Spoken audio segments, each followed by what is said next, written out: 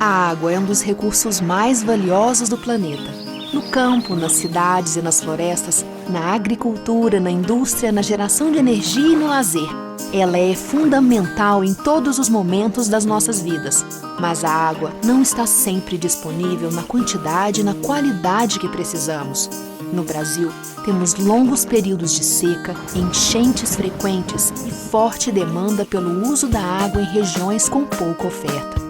Para enfrentar esses desafios, foi criada a Agência Nacional de Águas, a autoridade do governo federal responsável por monitorar, planejar e regular o acesso e o uso das águas gerenciadas pela União. A ANA estimula a gestão participativa, que envolve o poder público e representantes dos usuários e da comunidade.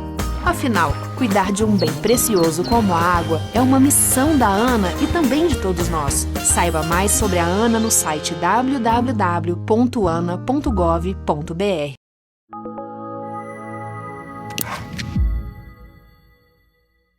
Com apenas 8% da rede bancária na região, o Banco do Nordeste concentra quase 65% do total de financiamentos de crédito de longo e curto prazos em todos os setores da economia. O Banco do Nordeste é também o principal agente financeiro do agronegócio em sua área de atuação, respondendo por 54% do crédito rural na região. Atuando para promover o crescimento sustentável na região Nordeste, por meio de apoio financeiro às atividades agropecuárias, o Banco do Nordeste oferece linhas de financiamento com as melhores condições de mercado em diversas atividades, seja para custeio pecuário, custeio agrícola, máquinas e equipamentos, investimento, comercialização e exportação, agricultura irrigada, energias renováveis e armazenagem. O FNE, principal fonte de recursos do Banco do Nordeste, possui as menores taxas de juros do país, prazos diferenciados e bônus para pagamentos realizados em dia. Tudo isso aliado às melhores soluções, com opções de crédito diferenciadas para quem tem pressa de crescer. O cartão BNB Agro oferece crédito rotativo com agilidade e comodidade. Já com Planta Nordeste, você tem renovação automática do custeio, além de pré-custeio e comercialização. E para garantir um futuro sustentável, o FNE Sol financia sistemas de geração de energia renovável e redução nos custos de produção. O Banco do Nordeste possui soluções ideais para a atividade rural. Por meio do FNE Irrigação, apoia empreendimentos que desenvolvem a agricultura irrigada, fundamentais para o crescimento da região. E para quem quer manter seu empreendimento sempre atualizado, o banco oferece financiamentos de peças de reposição e manutenção de equipamentos e veículos. No Banco do Nordeste, o futuro é agora. São diversas soluções digitais para simplificar e modernizar sua vida, como cadastro, conta corrente, simuladores de financiamento e login digital. E os pedidos ao fornecedor no cartão BNB Agro são feitos via mobile. É o Banco do Nordeste levando o desenvolvimento digital ao agronegócio. Com o BNB Agro Inovação, o produtor rural aumenta a sua competitividade por meio da incorporação de tecnologias e inovações no seu processo de produção e de gestão, como equipamentos de agricultura de precisão, máquinas autônomas e outros. O Banco do Nordeste tem uma política específica para o agronegócio, destacando-se apoio ao desenvolvimento do Cerrado Nordestino, incentivo à utilização de tecnologias de convivência com a seca e desertificação, apoio à logística de armazenamento da região, incentivo para ampliação de áreas irrigadas, apoio à pesquisa e à difusão de tecnologias para o agronegócio e estímulo aos projetos de micro e mini geração distribuídas de energia por fontes renováveis. O Banco do Nordeste e a Confederação da Agricultura e Pecuária do Brasil têm parceria voltada para a realização de ações integradas, a fim de ampliar e facilitar o acesso dos produtores ao crédito rural, Como consequência, o acordo deverá proporcionar a melhoria de renda e das condições de vida das famílias rurais atendidas na área de abrangência do banco. O banco mantém ainda parceria com empresas fornecedoras de máquinas, equipamentos e insumos agropecuários para possibilitar a modernização do setor. O Banco do Nordeste atua em estreita parceria com o Ministério da Agricultura, Pecuária e Abastecimento, apoiando os diversos programas do governo federal por meio de sua ação financiadora em consonância com as políticas públicas. É tudo isso e muito mais que faz do Banco do Nordeste o maior parceiro para acelerar o desenvolvimento do agronegócio. Ok, então, boa tarde a todos e a todas. São exatamente 13h30 no horário de Brasília e é uma satisfação enorme poder dar boas-vindas aos participantes do 9º Simpósio Brasileiro de Salinidade, né, que tem como tema Bases e Experiências na Agricultura Biossalina no Brasil e no mundo. Então, eu sou o professor Nildo Dias, da Universidade Federal Rural do Semiárido, e irei coordenar a mesa redonda 3, tá? Que tem como título Potencial de uso das águas salobras subterrâneas para fins produtivos biossalinos na região semiárida, e tem como palestrante o Dr. Márcio de Oliveira Cândido, do Serviço Geológico do Brasil, Dr. Claudivan Feitosa Lacerda, da Universidade Federal do Ceará, e o Dr. Enio Farias de França Silva, da Universidade Federal Rural de Pernambuco. Mais uma vez, eu, Nildo da Silva Dias,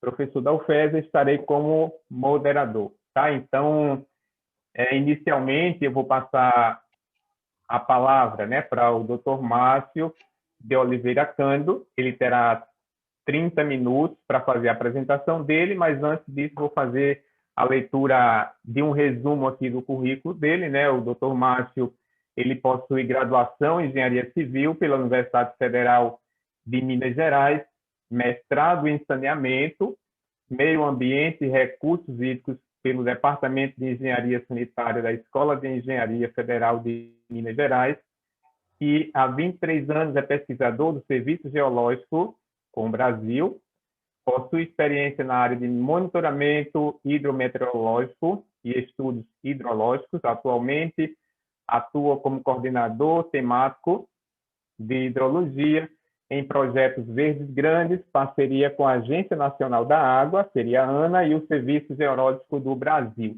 Então, doutor Márcio, seja muito bem-vindo ao Simpósio Brasileiro de Salinidade. Você terá aí 30 minutos para fazer a sua apresentação.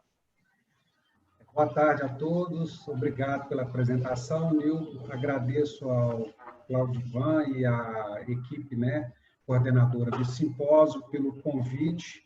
Né, o Serviço Geológico do Brasil se sente honrado de estar participando desse evento. Né? O tema hoje que nós vamos abordar, ele fala sobre o estudo da disponibilidade hídrica subterrânea em regiões semiáridas, né? O caso do norte de Minas. É um projeto que foi desenvolvido pela CPRM em parceria, né, com o governo do estado de Minas Gerais, através do IGAM, né, a FAPEMIG, a Fundação Educativa de Ouro Preto, né, e mais o Serviço Geológico do Brasil. Esse projeto, né, ele teve início no início da década de 2010, né, e ele veio de uma seguinte questão, né? A região norte do estado de Minas Gerais, ela é uma região que constitui, né, de uma economia muito voltada à utilização da água para a agricultura, principalmente na região do Rio Verde Grande, né? Você tem ali também o Paracatu, né, uma das fortes áreas onde são utilizadas as águas, e tem a parte semiárida, que é o nosso Jequitinhonha, né, a parte de Jequitinhonha, e também uma parcela bem grande, né, da Bacia de São Francisco ali nessa área. Então, na época, né, o Conselho Estadual de Recursos Hídricos, ele veio com uma demanda por estabelecer o que seria usos insignificantes de água para abastecimento de pequenos usuários, né, que tem diversos na região. E o que acontecia? Né? Para definir isso, é importante conhecer o todo.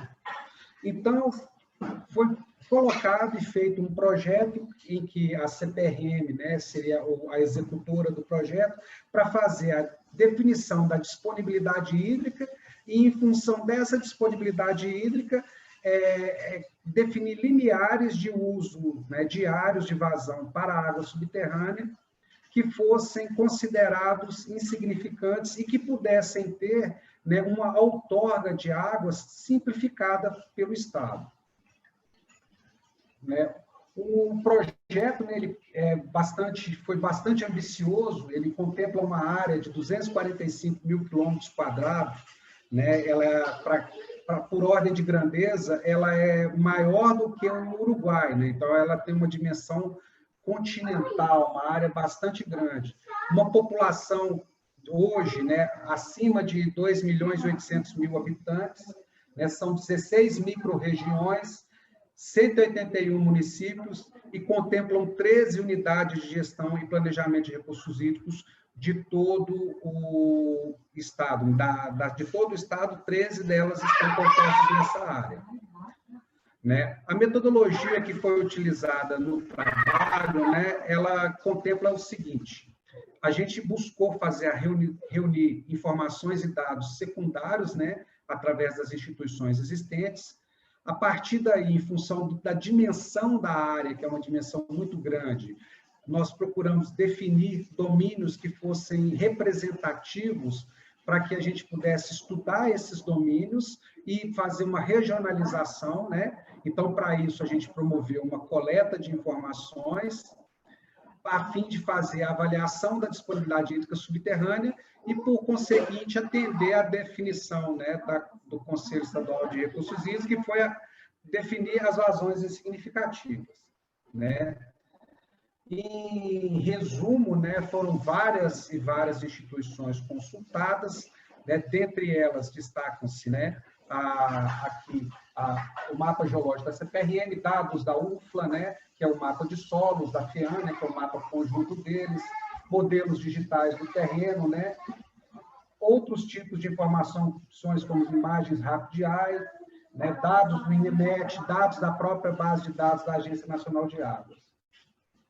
E essas informações todas, né, elas serviram, passou aqui depressa, elas serviram para nos auxiliar na delineação desses domínios e sistemas aquíferos presentes na região. Então, é uma região com uma diversidade muito grande, né? Então, toda essa região aqui, ela tem, em média, né, mais ou menos 101,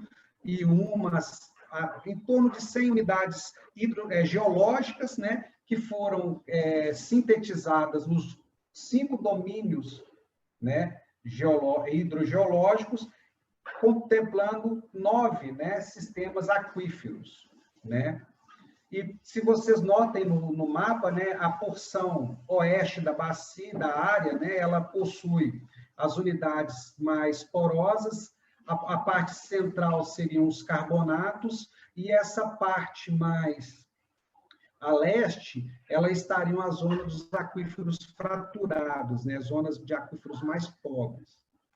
E o trabalho, ele consistiu, né, de diversas coletas de informação, né? Então, nós definimos, através dessas unidades, dessas informações que nós tínhamos, bacias que seriam representativas, né, de todo o contexto. Então, nós definimos 14 bacias, tivemos viagens de campo, né, para avaliar também as informações secundárias em função do grau, né, de escala que a gente tinha. A gente precisava de uma escala de maior detalhe para cada uma dessas bacias, e a coleta de informação, ela deu-se desde a implantação de uma rede complementar, né, para o monitoramento hidrológico e hidrometeorológico, né, através da instalação de estações pluviométricas e climatológicas, calhas pachos, como a perfuração de poços, né, instalação de datalog e campanhas de operação e medição de vazão. E todo esse contexto, né, ele foi também trabalhado no seguinte, na definição para cada uma dessas bacias de mapas de uso e ocupação do solo, né, mapas geológicos em escalas de detalhe apropriada, né, no caso, nós trabalhamos com isso na escala 1 para 25 mil, né, com vistas à elaboração de modelos conceituais de fluxo subterrâneo e, através de modelos numéricos, a geração de cenários para que nós pudéssemos tratar a gestão de uma forma a não interferir a extração de água subterrânea na gestão das águas superficiais. Ao todo, foram implantadas, né, nas bacias representativas um total de 135 pontos de monitoramentos complementares, os quais seriam, no futuro, né, incorporados à rede do próprio órgão gestor estadual, para que pudesse ser feita a gestão a partir de um monitoramento. Então, dos produtos do projeto seria isso. E, além disso, foram feitos inventários, né, hidrogeológicos, né, de 761 pontos, né, de coleta de água, de extração de água, na verdade, na bacia, né, 199 análises físico-químicas e a determinação altimétrica de todos os pontos, né, de coleta de poços e estações pluviométricas existentes, para que nós pudéssemos ter um mapa potenciométrico, nem que fosse um mapa virtual, né, interpretativo, para entender um pouco as condicionantes do fluxo regional na região, né?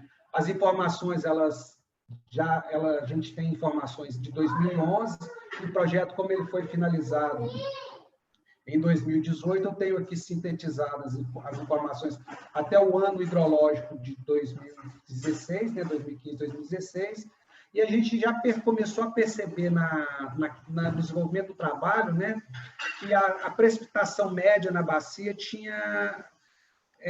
estava numa fase menor, né, do que a precipitação média de longo termo, né? Então, a precipitação nesse período, ela estava chegando a ser em torno de 80%, né, 80% da precipitação média de longo termo de todo o período. Então, aqui são gráficos mostrando os tipos de informações que elas começaram a ser tratadas para poder se fazer a gestão, né? O hidrograma de monitoramento de águas, este aqui seriam os resultados, curvas de permanência e tudo para cada uma das bacias. E nós temos também informação do dados de poços, né, que poderiam nos auxiliar, né, na questão da transmissividade e na questão também do cálculo da porosidade eficaz, que tem muito a ver com a capacidade de armazenamento dos poços. Então, nós tivemos alguns testes de vazão lá. E essas informações todas, elas consolidaram no que a gente tem hoje, que é chamada a recarga, né? Então, cada uma das 14 bacias foi estabelecida a recarga por vários métodos, como é uma recomendação do próprio Serviço Geológico Americano, que a definição de recarga, como é um parâmetro de incerteza muito grande, geralmente ela deve ser feita por várias metodologias, né? Então, nós definimos aqui 5 metodologias, que foi a separação de escoamento, uma modelagem hidrológica, um balanço hídrico de água nos solos, o RORA, que é, através da fluviometria, você vê o deslocamento, né, da curva fluviométrica em função da recarga e a variação do nível, né, de água dos poços monitorados.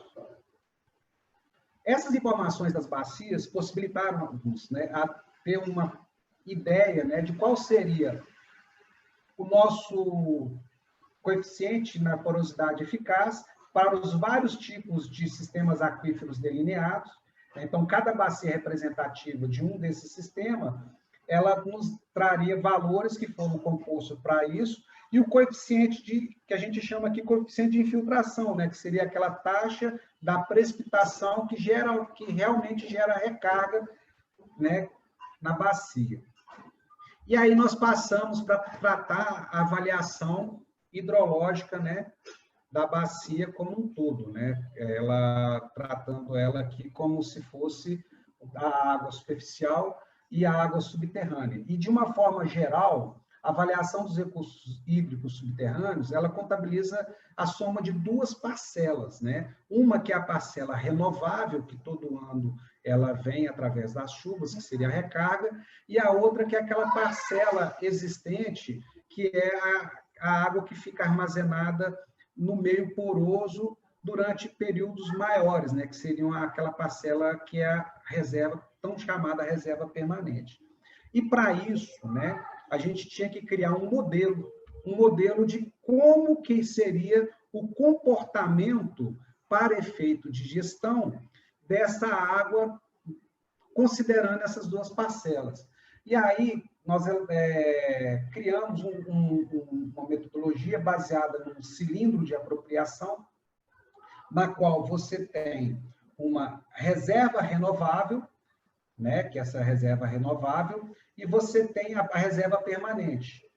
E nós, durante todo o nosso estudo, nós chegamos à conclusão que nós não poderíamos usar toda a reserva permanente, que ela causaria um prejuízo ecológico muito grande às bacias, num primeiro momento, e nós colocamos que teria que ser feita uma parcela dessa reserva permanente. Com isso, nós instituímos o que a gente chamou de potencialidade subterrânea, que ela nada mais é que a quantificação dessas duas parcelas. E essa quantificação da potencialidade subterrânea, ela leva em conta a utilização desta parcela, né, da reserva permanente, mais a reserva renovável, porém com um fator de incerteza aleatória. Por quê? Regiões semiáridas, as chuvas têm uma variabilidade anual muito grande. Então, você pode ter um valor médio de chuvas ou de recarga que não representa bem o que seria um comportamento em determinados períodos. Então, a gente criou um fator de incerteza aqui. E um outro fator também que a gente utilizou foi o fator de retorno da irrigação, que a gente usou, que poderia ser também um fator que amenizaria, né, as questões colocadas pela extração de água, porque parte dessa água que é extraída para irrigação, ela tem um retorno, né, ao sistema aquífero. Diante disso, desse sistema aqui, a gente colocou que a nossa reserva potencial explotável, ela seria uma parte dessa potencialidade. Haja vista que a maior parte dos aquíferos existentes na região, eles são aquíferos que têm uma interconectividade com a rede de drenagem. Então, se você extrai toda a água do aquífero, o que acaba acontecendo? Você vai, em algum momento, causar prejuízos, né, à rede de drenagem. Então, aquelas outorgas superficiais, elas poderiam ficar comprometidas, né? E a partir dessa reserva, que ela é um percentual, né, da nossa potencialidade, a gente estabeleceu que seria o uso significante. Então, a nossa metodologia básica do trabalho, ela envolve essa concepção, né, de trabalhar com esse cilindro aqui.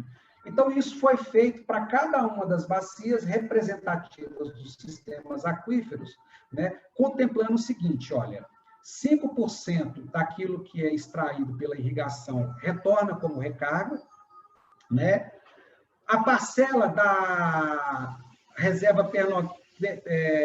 permanente, né, que seria utilizada na bacia, ela corresponde a 10% apenas da reserva permanente. Isso, num primeiro momento, até se fazer estudos mais específicos de cada área, isso seria um fator mais conservador, e que esse volume, a gente iria deixar depreciar ele apenas em 100 anos, que ele não seria depreciado de uma forma efetiva. E, com isso, a gente chegou nessa formulação da reserva potencial subterrâneo para cada uma das bacias, né?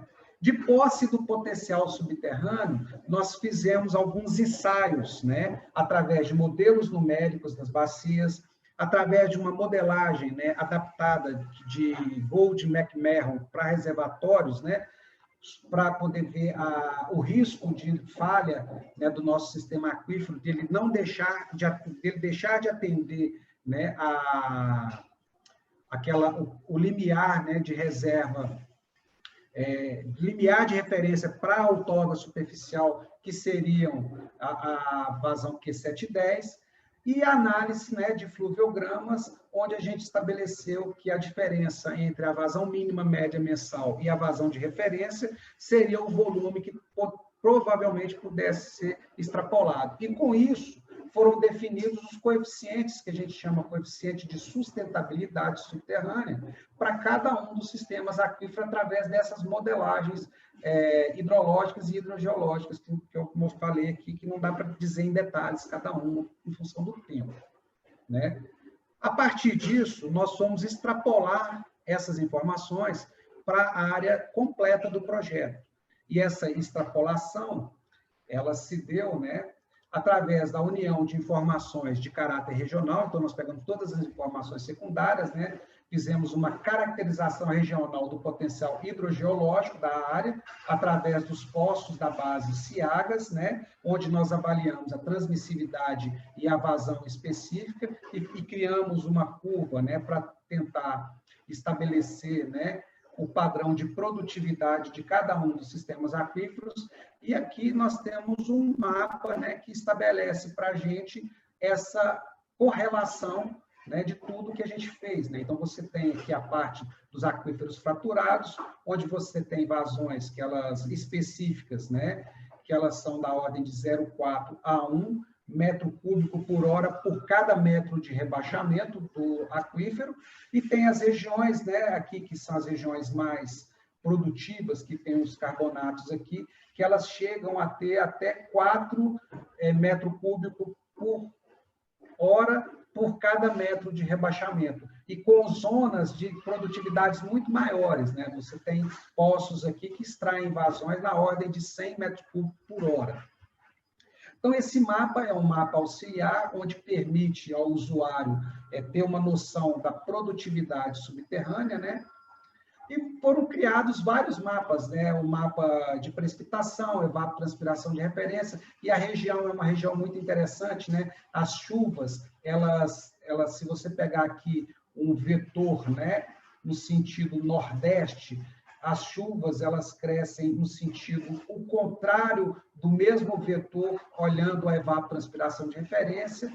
Fizemos um mapa, né, de classificação hidrológica dos solos, de acordo com o critério do Soil Conservation Service, e um mapa de uso geral da área também. A partir dessas informações e de informações hidroquímicas, como qualidade da água através da condutividade elétrica, né, a dureza, né, vocês podem notar que no Congresso ele fala de salinidade, né, as águas nessa região, elas são mais duras, né, então essa região é uma região onde talvez em alguns pontos específicos há necessidade de ter algum dessalinizador ou algum equipamento para abaixar, né, para abrandar a dureza das águas, e a questão da salinidade, ela tem muito mais influência nessa porção leste aqui da bacia, onde que está o cursor aparecendo aqui, tá? Doutor Márcio, só uma questão de ordem, você tem aí 10 minutos para concluir, tá bom? Tá bom, já estamos terminando aqui já.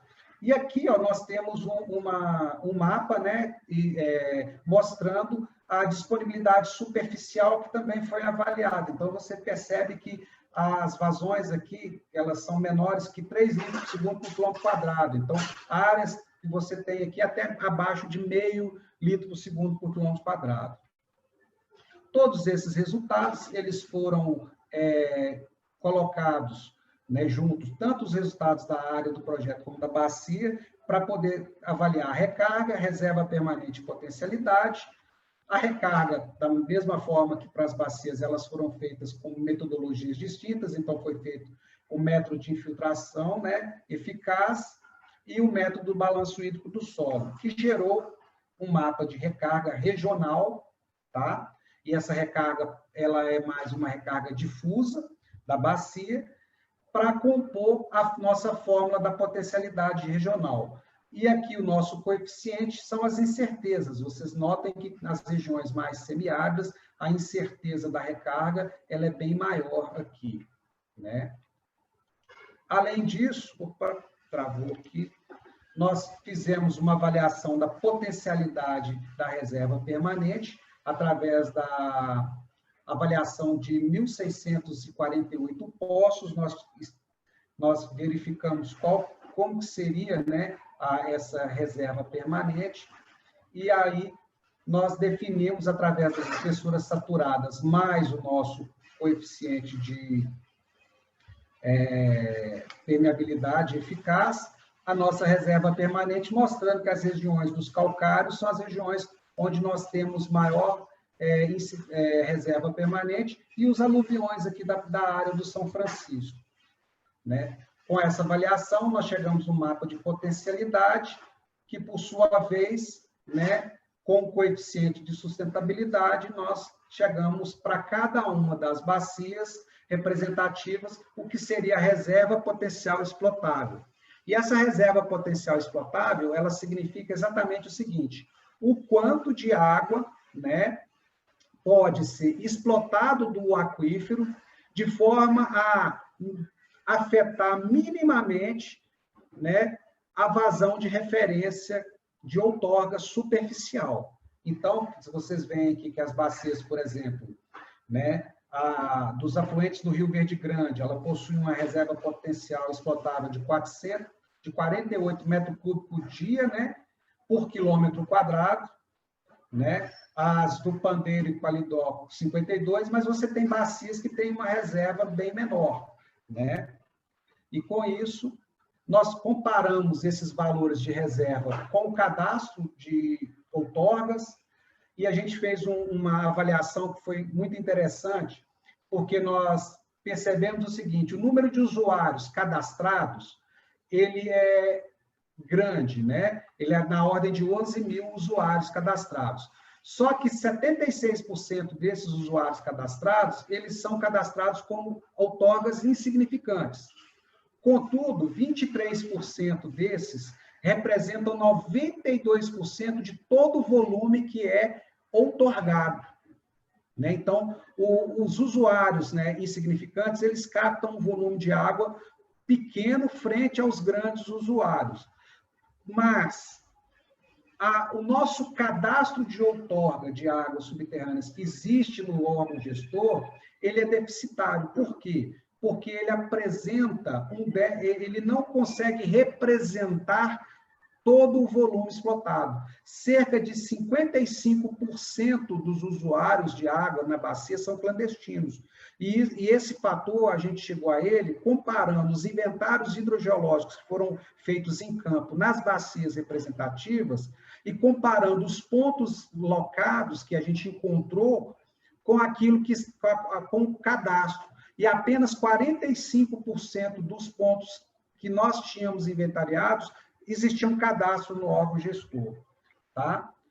Essas vazões, né, quando comparadas, né, a gente fez, então, uma correção para todo o estado, para todas as unidades de gestão de planejamento, e a gente percebe, né, que existem áreas, né, hoje, nessa região, que elas já estão com uma explotação acima da RPE, ou seja, elas já estão comprometendo as vazões superficiais e, consequentemente, a vazão de referência, tá? Então, isso aqui a gente chegou com uma das conclusões que nós chegamos. Os usuários insignificantes, nós percebemos também que o valor limiar que o Estado hoje estava adotando, que era em torno de 14 mil litros dia para cada usuário, o 14 mil litros dia é um valor pequeno quando comparado a um único usuário, mas quando a gente tem glebas que foram divididas e que você tem vários usuários naquelas glebas, você passa a ter alguns pontos que esses valores começam a ficar significativos. Eles começam a representar mais que 10% de todo o potencial. Então, o conjunto como um todo, ele tem que ser avaliado. E, com isso, a gente propôs, né, fazer uma alteração na deliberação normativa, de forma que ela colocasse esses critérios que a gente colocou de agrupar os usos insignificantes em bacias de grandeza 6, né, otobacias nível 6. Então, Quais são as conclusões? Que além do limiar de 14 mil litros dias da DN, que seja observado um percentual máximo de 5% do potencial explotável, né? Que há necessidade de selecionar novas bacias representativas para novos estudos, dar continuidade, né, ao monitoramento que foi implantado, estabelecer formas de estimular a regulação dos recursos hídricos, né, visto o número grande de usuários que nós temos que são clandestinos, buscar, né, sempre a gestão compartilhada e integrada, superficial e subterrânea das águas e promover o planejamento e implementação, né, e a operação de uma rede integrada de monitoramento de águas superficiais de caráter regional, né? Hoje, no Brasil, a gente tem bem demarcada uma rede hidrometeorológica bem definida, mas uma rede de água subterrânea com informações integradas, ainda ela está crescendo, né? Ela está nova, né? E estender os estudos do projeto para todo o estado de Minas, não só para a porção norte. Os produtos que foram gerados, né, são um mapa de integração, contendo todas essas avaliações que eu falei, um atlas cartográfico, um mapa hidrogeológico em escala regional, um mapa de recarga subterrânea, um sistema de informações geográficas com todas essas informações cartográficas, bancos de dados, né, com todas as informações levantadas para que pudessem, no futuro, instituições de pesquisa que precisassem, pudessem consultar e poder fazer outros tipos de avaliação, e essa rede de monitoramento complementar que nós instalamos, né? Espero ter concluído aqui com clareza toda a apresentação e fico à disposição para todos aí de qualquer questionamento e algum tipo de esclarecimento adicional que eu possa dar. Um abraço a todos. Ok, doutor Márcio. Dando continuidade aos trabalhos, né, daqui da mesa, eu convido o doutor Claudivan Feitosa, de Lacerda, para proferir a sua apresentação. E aí, para falar um pouco sobre o currículo do doutor Claudivan, ele possui graduação em agronomia pela Universidade Federal do Ceará, mestrado em agronomia na área de solos e nutrição de plantas pela Universidade Federal do Ceará e doutorado em ciências agrárias na área de fisiologia vegetal pela Universidade Federal de Viçosa. E realizou, né, em 2015, um estágio de pós-doutoramento na Universidade da Califórnia, em Riverside, especificamente no Salem Lab, e é professor atualmente, né, titular do Departamento de Engenharia Agrícola do Centro de Ciências Agrárias da UFC, docente permanente do Programa de Pós-Graduação em Engenharia Agrícola e Ciências do Solo, atua também nos seguintes temas: eficiência do uso da água e nutrientes das plantas, tolerância à salinidade, estratégias visando a utilização de águas salinas e residuárias na irrigação, e também em ecofisiologia vegetal. Então, professor Claudivan, você tem aí 30 minutos para fazer a sua apresentação, e boa apresentação. Valeu, Nildo, obrigado, né, pela apresentação, né, pela contribuição no evento. Agradecer aí ao Márcio, parabenizá-lo, né, pela sua apresentação. Né, esses estudos do CPRM são de extrema importância, né, para o Brasil. E a gente vai falar alguma coisa, né, sobre as estratégias para incrementar o potencial das águas salobras na produção vegetal, focando no semiárido. E eu vou falar mais do estado do Ceará, né, onde a gente tem um pouco mais de experiência e nesse sentido vamos começar. Então, primeiramente, no estado do Ceará, né, a base da nossa agricultura irrigada são as águas superficiais. Né? Então, se você pegar historicamente, né, todos os açudes, todos os perímetros que foram construídos a partir da década de 70, eles tinham como referência um açude, um grande açude. Né? Então, você pode pegar o Morada Nova, o Xabinha, né? Ou qualquer Baixa Caraú, sempre tinha como referência um reservatório de água superficial. O Ceará tem 156 açudes monitorados, a capacidade máxima são de 18 bilhões de metros cúbicos. Né? Então, essa é a base da nossa agricultura. É claro que isso mudou, né? Vem mudando, principalmente nos últimos 20 anos, e mais ainda com essa última seca da década passada, né? Então, se você pegar o perímetro Morada Nova, que eu citei anteriormente, ele foi construído tendo como referência o açude Banabuiú, né? Que há muito tempo não fornece água para o perímetro. Então, houve uma mudança muito grande, né?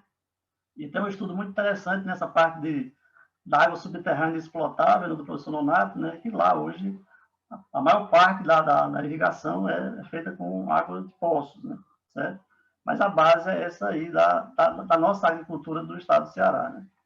Mas essa agricultura sofre com problemas, né? Então, o Baixo Acaraú, que eu também mencionei, né, que fica mais ao norte do estado, ele teve problemas a partir do ano de 2015, né, que faltou água para irrigação. Então, muitos empreendimentos foram perdidos, né, porque faltou água, porque o açude Araras, que esse ano ele sangrou, ele estava com um volume muito baixo, né, e aí foi fechada a irrigação para o perímetro, porque tinha outros usos, principalmente os usos das cidades, né, que era a prioridade naquele momento. Certo? Um ano antes dessa manchete aqui, isso foi em junho de 2016, um ano antes eu fui ministrar uma palestra com os produtores do perímetro, né? E aí eu pedi ao rapaz que era da empresa de irrigação para que cada um levasse uma amostra de água, só para a gente ter uma ideia, né? Essas amostras de água eram de poços profundos, que estavam cavando, né, para ter água, cacimbas e buracos. Buracos geralmente são buracos nas áreas mais baixas, para pegar as águas de drenagem, né? E aí só fez um levantamento na hora, né, que em torno de 45% tinha uma limitação moderada a elevada de salinidade, que era a grande preocupação deles. Eles estavam começando a utilizar essas águas e começando a ter problemas. De certa forma, você pode analisar de outra forma e dizer que apenas 10%, né, tinha uma restrição maior, já que lá eles cultivavam muito coqueiro, né, o coqueiro até 3 decicílios você não tem problema nenhum. Mas, enfim, esse trabalho depois a gente conseguiu ampliar e nós tivemos até uma dissertação bem interessante sobre esse tema. Certo? Bom, aí você vem para as limitações, né? Você vê que quando eles me chamaram lá, porque eles estavam preocupados, porque a água era salobra, né? Então, isso já foi mostrado aqui ontem, na palestra do Guerma e outras palestras que nós tivemos. Existem limitações técnicas e limitações também de ordem social e cultural, né? Nós vivemos aqui. Então, muitas vezes, a água salobra, ela vai, como eu coloquei aqui, só em último caso, né? Ou seja, quando o cara perfura um poço e é salobro, né? Ali já é uma certa decepção, porque ele não tem a água salobra como uma estratégia, ela não faz parte da estratégia da nossa cultura no sistema produtivo, né? Isso é uma coisa que a gente tem que mudar, né? Eu vou dar aqui um exemplo de um estudo, um acontecimento aqui do Ceará de 92, 93, que foi uma seca muito grande, que Fortaleza quase ficou sem água. Mas esse trabalho aqui ele é de depois, mas ele é referência para isso que eu vou falar, né? Vocês têm aqui um estudo com 48 açudes, né? Que foi feito da qualidade das águas pelo grupo da professora Eunice, e eles classificaram, a partir de uma análise multivariada, eles encontraram 4 grupos, né? Dos 48, 45 estavam nos grupos 1 e 2, que estão marcados aqui em verde, mais ao sul, né? Ou em azul, mais ao norte. 2 açudes formavam o grupo 3, que eram esses 2 açudes aqui, né? O Pedras Brancas e o Castro. E tinha só um açude do grupo 4, que era esse vermelho, né? E esse açude que está marcado em vermelho, que é o Pompeu Sobrinho, né? Fica no município de Choró, ele é um dos poucos açudes do Ceará que tem águas salobras, né? Segundo o que está dito no artigo, uma das justificativas foi o superdimensionamento, né? da barragem, certo? Mas ele faz parte da nossa história, da história de Fortaleza, inclusive, né? Então,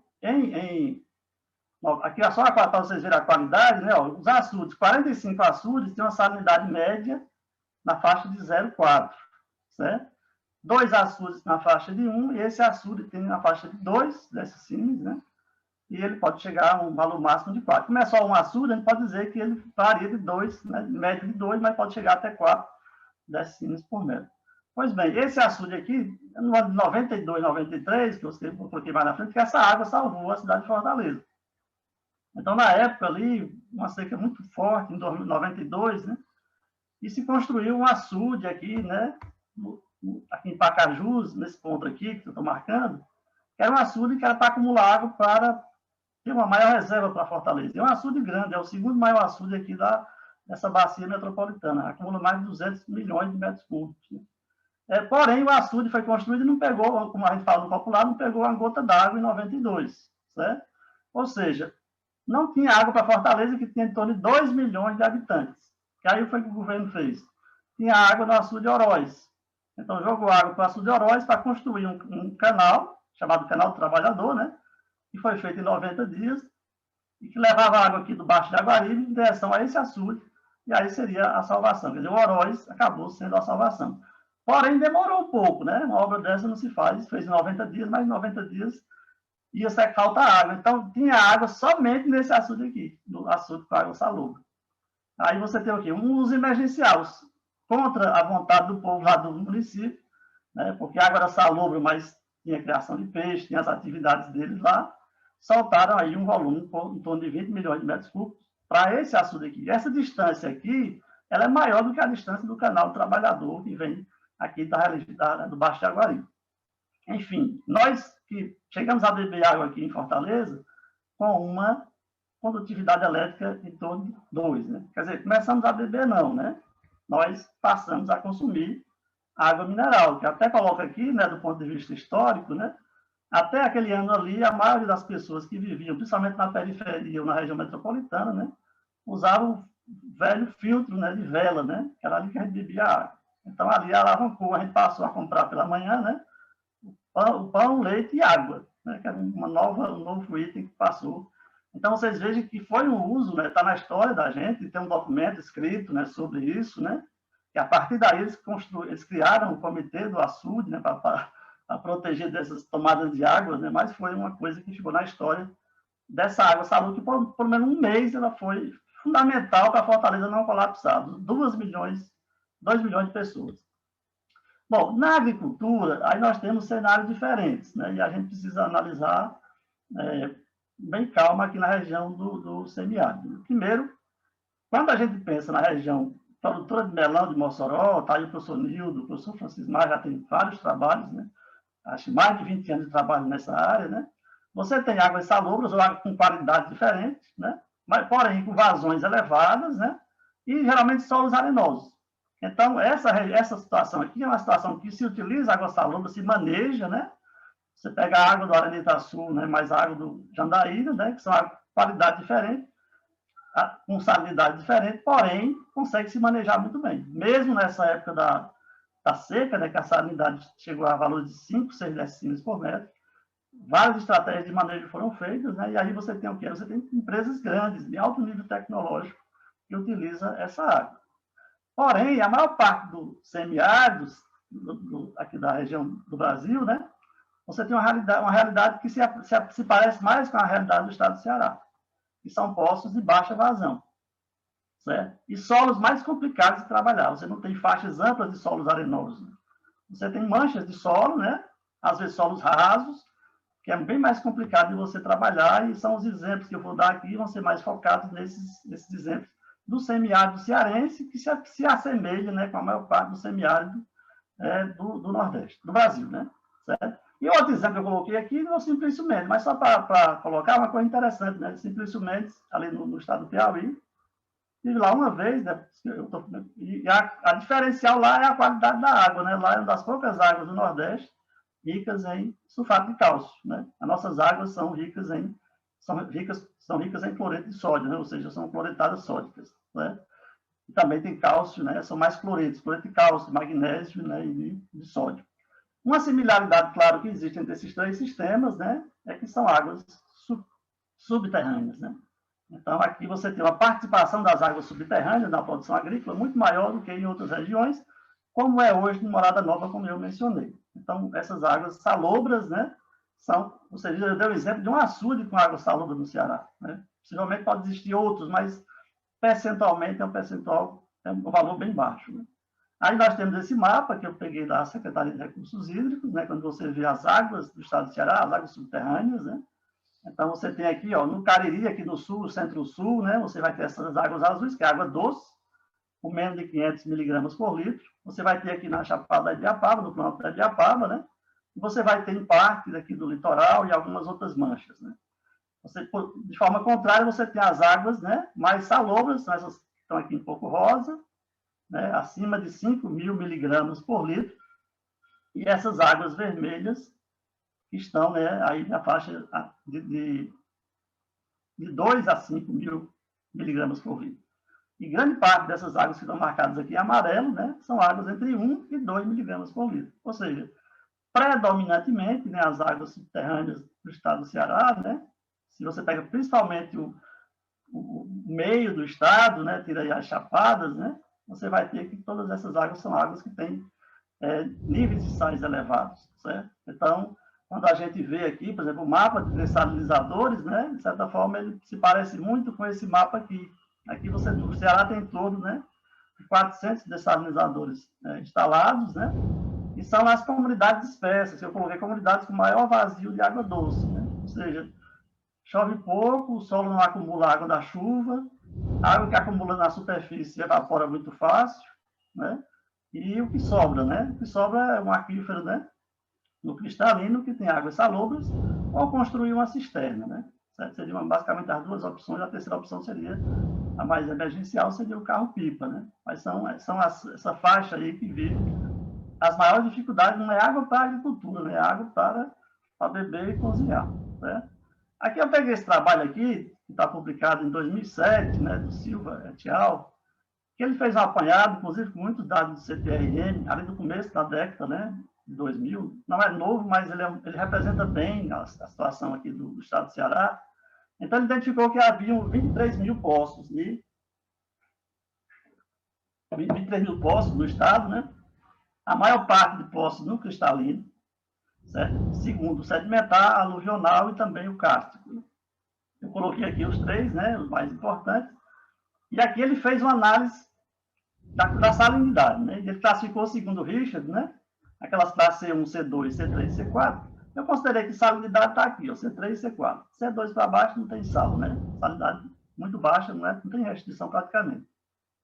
Eu fiz as contas aqui, com base no percentual de cada um, né? A gente chegaria aqui em torno de 7.600 poços, dentre os 23 mil, né? Que teriam águas com restrição, certo? Restrição, que eu não vou chamar de restrição elevada, certo? Restrição moderada, né, para uso na irrigação, ou seja, poço que daria para usar tranquilamente. Existe um percentual alto com solos, com poços com água acima de 2,25, né? Eu subtraí aqui 10%, que ele relata que 10% foram abandonados pela salinidade. Então, se foi abandonado pela salinidade, só pode ter sido da classe 2, e são aqueles poços que se cavam, né, e a salinidade é muito elevada, né, certo? Então, você tem aqui em torno de 13 mil poços, né? Aí, se falou ontem, eu acho que foi o Guilherme, foi o Paulo Cerqueira, em 200 mil poços, né, no semiárido, né? Eu consegui encontrar aqui esses 13, né, mas certamente os números atuais são bem diferentes do que do início da década de 20 anos atrás, praticamente.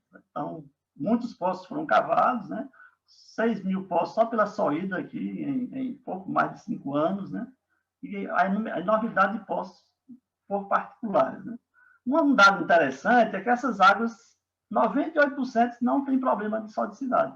Um dado muito bom, né? Certo? Ele pegou aqui dos poços do cristalino e dos poços do sedimentar.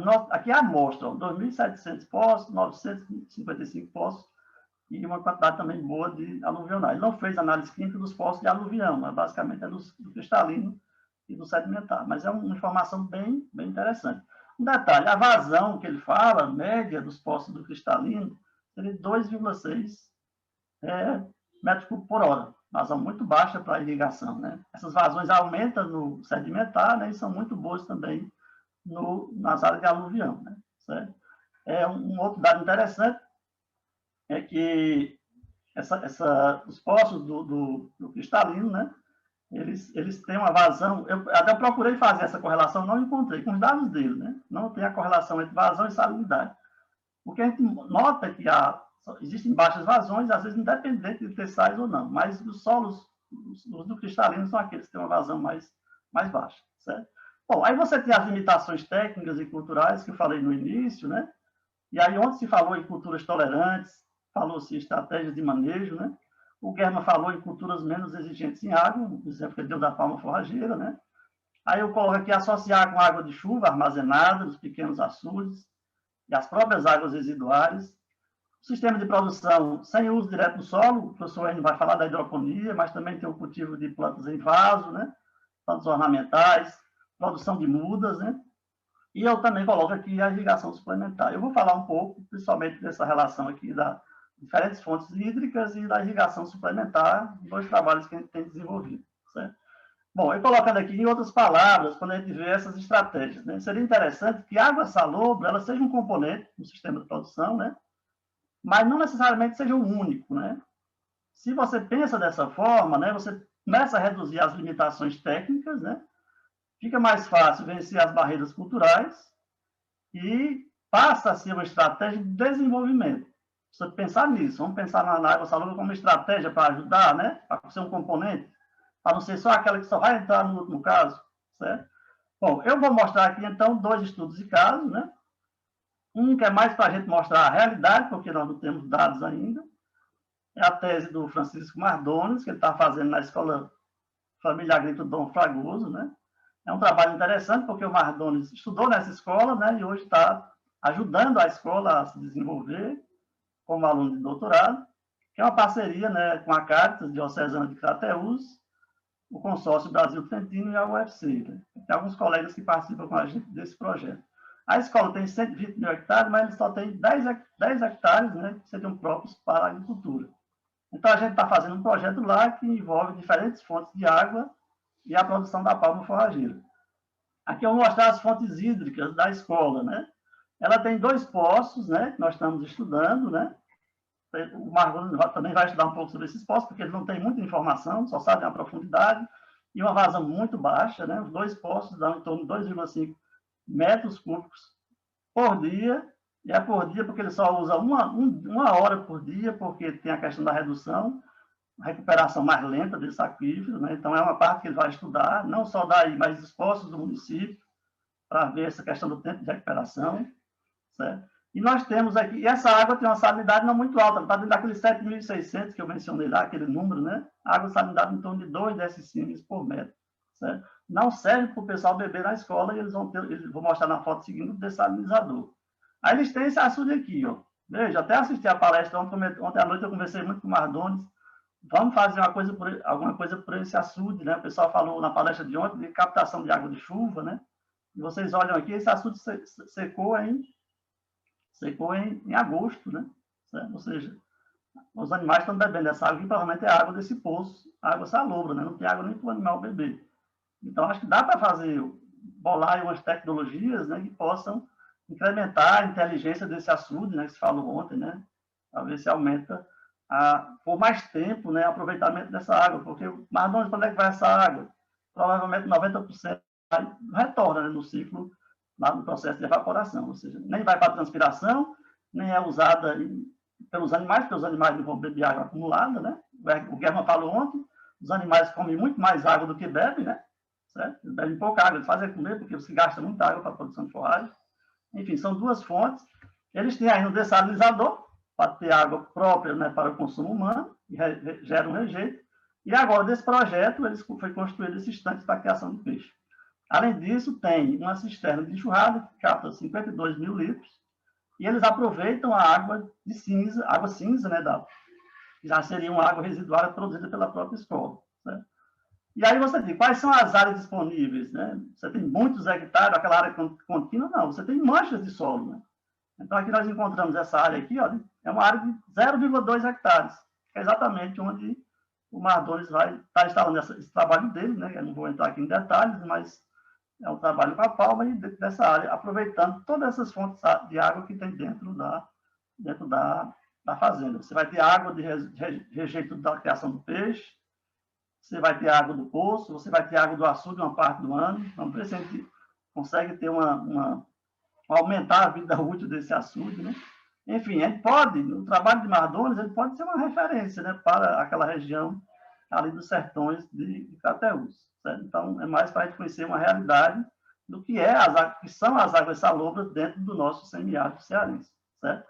O outro estudo de caso é uma tese que foi concluída agora, né, que é a irrigação suplementar com água salobra, como uma estratégia para incrementar a produtividade do milho no semiárido cearense. Também é um trabalho, né, baseado nessas vazões que eu estou fazendo.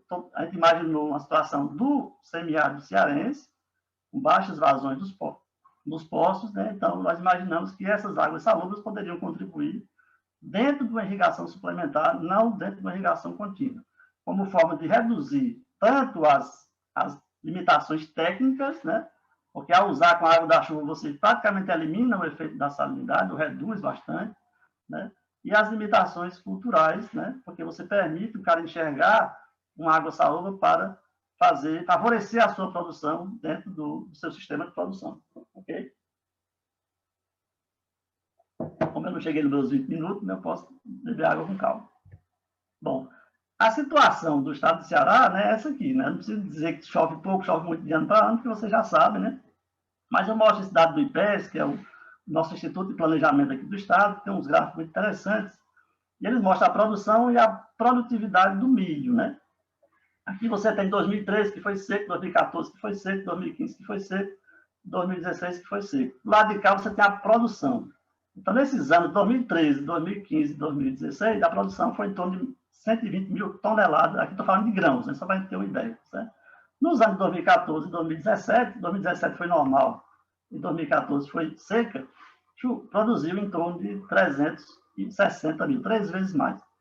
Ou seja, a redução beira aí os 2/3, né? Uma redução de 2/3 na produção do milho em anos de seca, né? Seca ou seca severa, como a gente fala. O que chama a atenção é que a produtividade é muito baixa, né? A produtividade é em torno de 300 quilogramas e vai para perto de 1.000 aqui nos anos bons. É claro, né, que você vai ter produtores com produtividade bem mais elevada. Isso é uma média, um dado do IBGE que eles pegam, né? Mas você vai ter produtores certamente obtendo 3 vezes mais isso, principalmente aqueles que trabalham em solos de melhor qualidade, né? E aqueles que têm um pouco mais de manejo, né? Sabe manejar melhor a sua produção, certo? Tem mais condições, digamos assim, para manejar a sua produção. Certo? Então, na verdade, você tem o problema da água, né? Mas não é só água, né? A água é um fator de produção. O que chama a atenção aqui é 2014, que foi seca, né? Mas produziu parecido com 2017, que foi normal. E aí a gente vê que, às vezes, não é o total de chuva, né? Mas é a distribuição das chuvas, que é um outro problema seríssimo. Ou seja, o que nós temos de grande vilão para a produção de sequeiro, né? São os veranicos, né? Então, vocês sabem que a irrigação, a agricultura de sequeiro é a que predomina no mundo todo, né? Porque a agricultura de sequeiro, você já tem uma redução grande no custo de produção, e você não vai gastar nada com o sistema de irrigação, né? Não vai gastar muito menos com energia, né? Então, você já tem a economia, né? Mas você vê, né? Hoje no Rio Grande do Sul, eles estão fazendo irrigação suplementar, hoje na Europa estão fazendo irrigação suplementar, né? Essas mudanças climáticas estão levando para essa situação em que a irrigação suplementar não vai ser só coisa da agricultura familiar, né? Ela vai ser necessária ser incrementada. Os dados do Rio Grande do Sul são bem claros em relação a isso. Eles estão passando uma seca muito forte, né, esse ano, né, e a gente viu algumas reportagens nesse sentido, né. Então, esses veranicos, eles têm vários efeitos, né, atrasam o plantio, reduzem o stand, aí você tem os estresses hídricos e a baixa produtividade. Ainda a gente entrou com essa ideia, né, da irrigação suplementar e com água salobra, tentando aproveitar essa fonte hídrica para a pequena produção, certo? Essa água salobra que nós testamos para a produção do milho de espiga, né, milho verde, foi uma água de 4,5 decímetros por metro, que pegando o dado da FAO, em torno de 4 vezes a salinidade limiar do milho. Ela é muito salobra para o milho, certo? Bom, como é que a gente fez? A gente inicialmente ia montar esse trabalho. Deixa eu ver. Nildo? Sou Nildo? Oi? Pode continuar, ainda tem 5 minutos, tá? Quando me falou os 10, eu estava muito calmo aqui. Tranquilo. Tá bom. Então vai dar para eu terminar. Então, a série histórica de 30 anos do semiárido cearense, na FUNSEMI. Lá nós pegamos dados do Vale do Curu. A gente não fez, né, na situação real, porque por falta de condições mesmo, mas que a ideia era fazer diretamente com o produtor. Então, a gente fez, na verdade, uma simulação de padrões de chuva e de veranico. Fizemos esse experimento por 2 anos, e com base nas chuvas da estação chuvosa aqui do Vale do Curu, dessa série histórica, nós definimos os anos chuvosos, normais, seca e seca severa. Certo? Aí simulamos esses padrões de chuva e de veranicos. Eu vou mostrar primeiro aqui esse dado de fotossíntese, são 5 gráficos que eu vou mostrar, dá tempo de eu concluir, né? Primeiramente aqui, a fotossíntese, só para vocês verem um dado de fotossíntese que é interessante, nós medimos 6 vezes ao longo do ciclo, de 27 aos 67 dias, né? com e sem suplementação. No ano cenário chuvoso, não há diferença. Esse cenário chuvoso dá uma chuva de mais de 700 milímetros nesses 4 meses. Aliás, durante o ciclo de produção do milho, que foi menos de 90 dias. Certo? É muita chuva quando você tem um ano chuvoso aqui nessa região do Curu. Né? Porém, o ano chamado normal, né? O ano chamado normal, aqui nós tivemos veranico nessa fase aqui, vejam a queda na taxa de fotossíntese da planta. Certo? Então, mesmo no ano com pluviometria normal, você pode ter veranicos, né, de mais de 10 dias. Um veranico de mais de 10 dias, numa fase de intenso consumo de água, né, reflete-se danos, né, na taxa de fotossíntese. Aqui você tem a com e sem suplementação, suplementando com água salobra, só relembrando. Né? E aqui você tem o estresse hídrico. Aí você vem aqui com os dados de produtividade, só não há diferença na suplementação quando eu tenho o ano chuvoso. Foi estatisticamente similar. Aí você tem uma diferença significativa no ano normal, seca e seca severa. Se você olhar para as barras com essa cor aqui, né, tijolo, eu acho, né, você vê o estresse hídrico, né? Ó.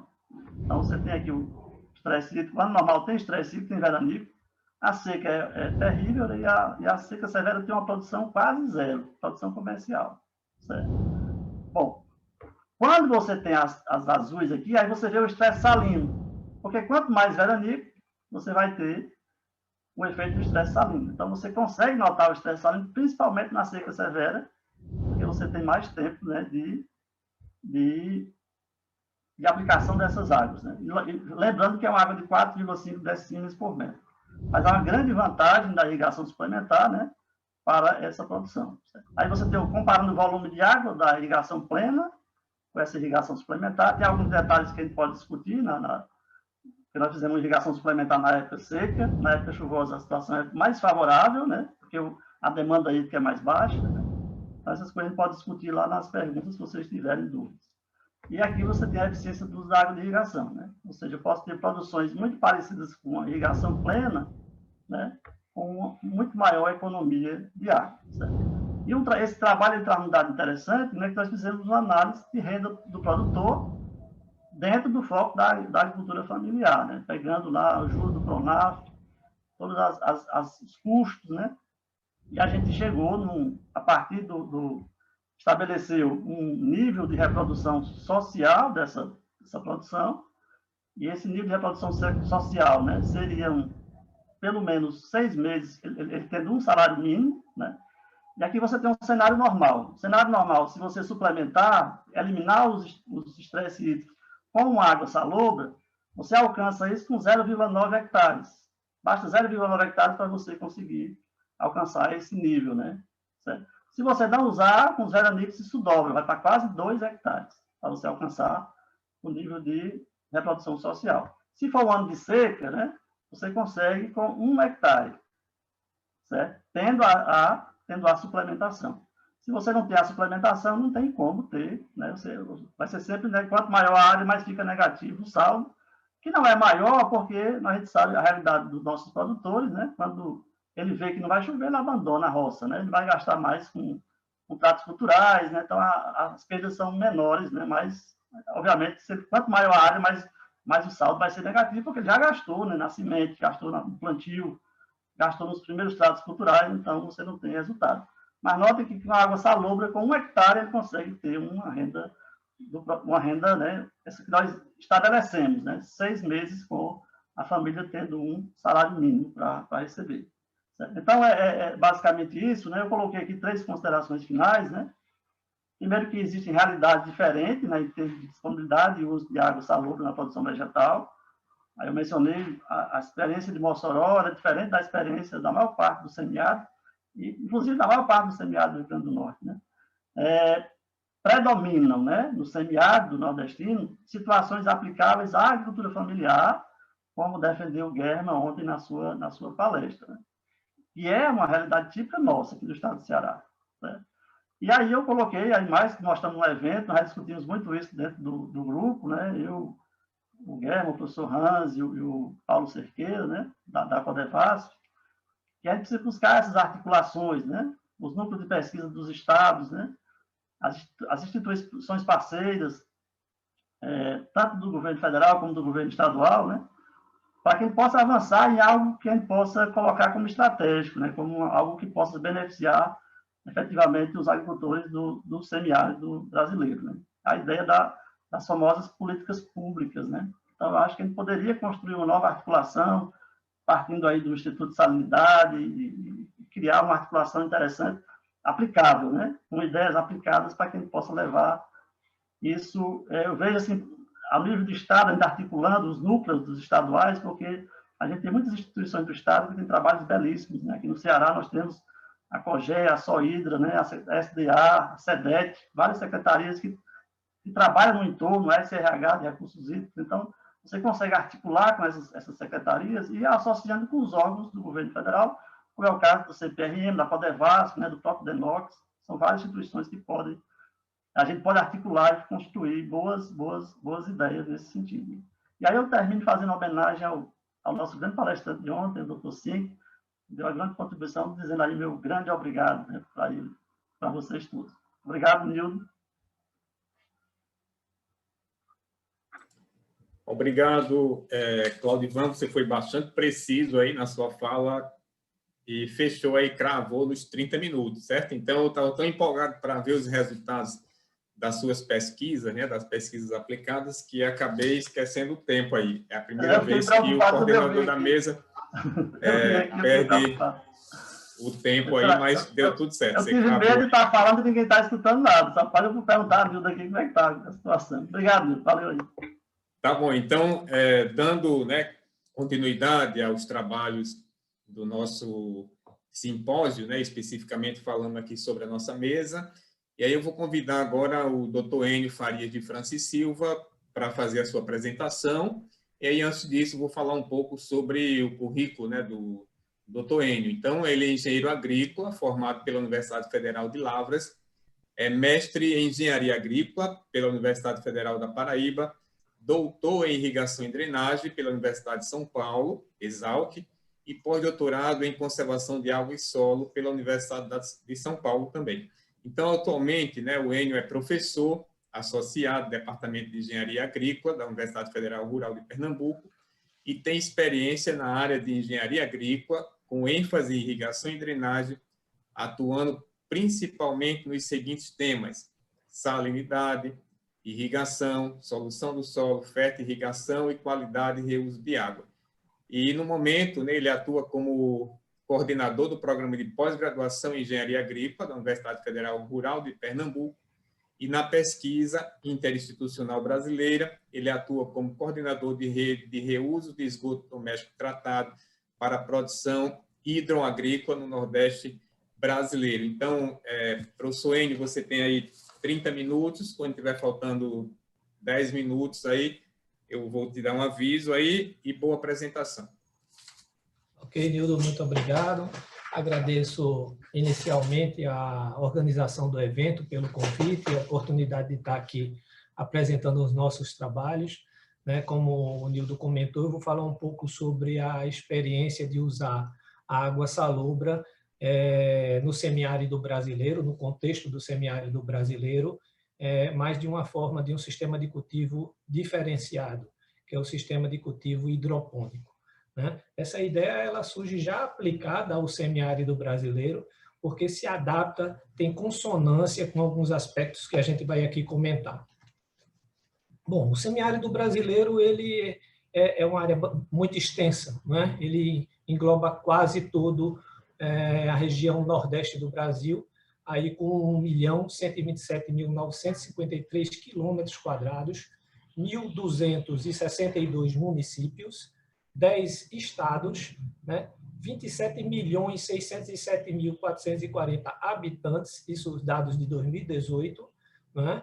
E sendo 38% desses habitantes em área rural e 62% em área urbana. Né? 39% dos municípios têm até 10 mil habitantes, mostrando aí uma determinada quantidade significativa de municípios de pequeno porte. Né?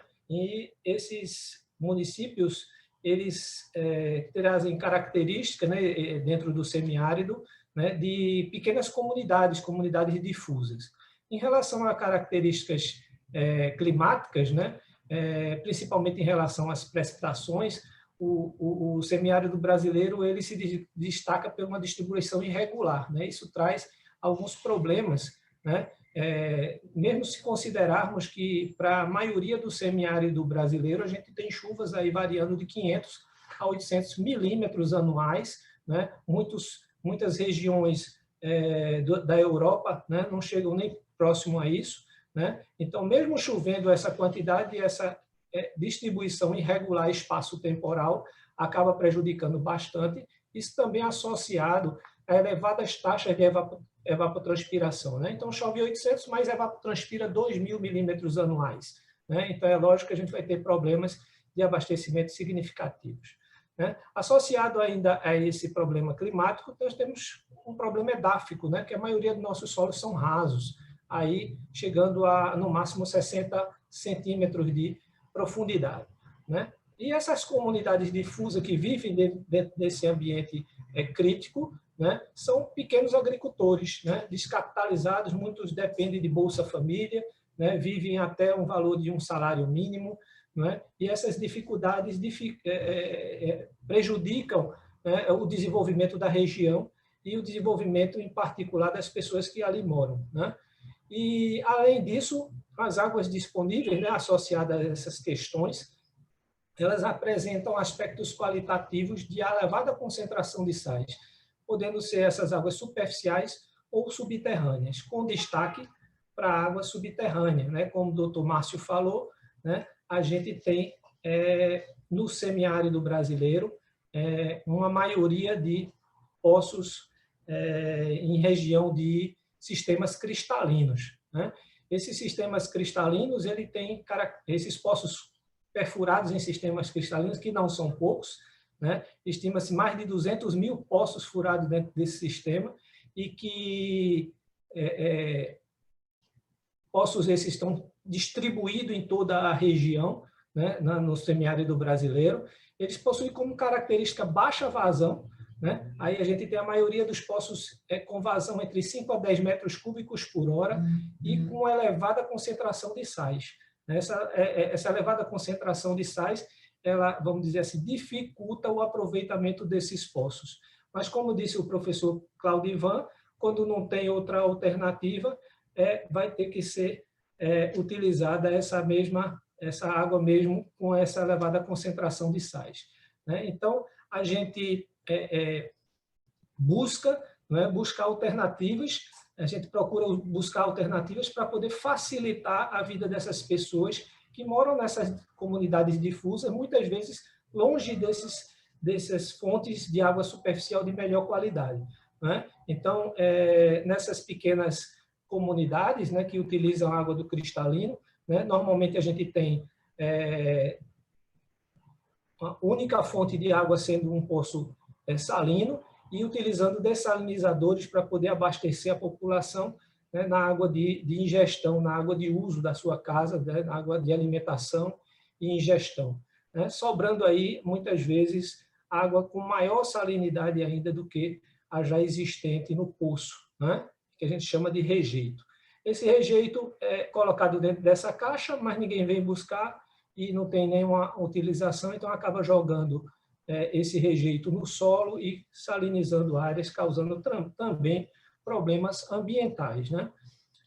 Dentro desse contexto, aí a hidroponia surgiu como uma alternativa, como uma possibilidade. Então, ela foi pensada inicialmente com esse intuito, né, de aproveitar essas águas salobras provenientes desses poços do cristalino, né, de baixa vazão, né, provenientes desses dessalinizadores que já aumentavam a concentração de sais, né, e causavam mais problemas, né, com base em dois aspectos muito importantes, que é o seguinte: na hidroponia, né, diferentemente do solo, que a gente tem uma matriz, a gente tem minimizado o potencial mátrico. Na hidroponia, o float e a hidroponia NFT, eles tendem a zero, né? Na hidroponia com substrato, esse potencial mátrico é muito menos significativo em relação ao potencial total.